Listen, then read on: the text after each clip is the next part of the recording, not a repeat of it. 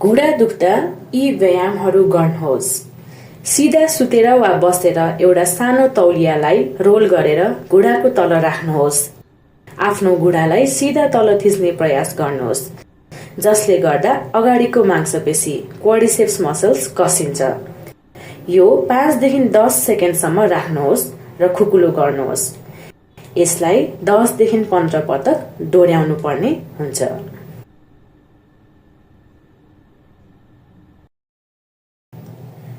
Chair वा बेडमा बस्नुहोस् जहाँ तपाईको खुट्टा तल झुन्डिएको हुन्छ।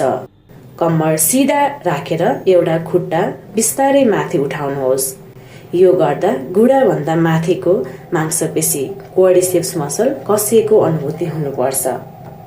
यो 5 देखि 10 सेकेन्डसम्म राख्नुहोस् र खुकुलो गर्नुहोस्। यसलाई 10 देखि 15 पटकसम्म दोहोर्याउनु पर्ने हुन्छ।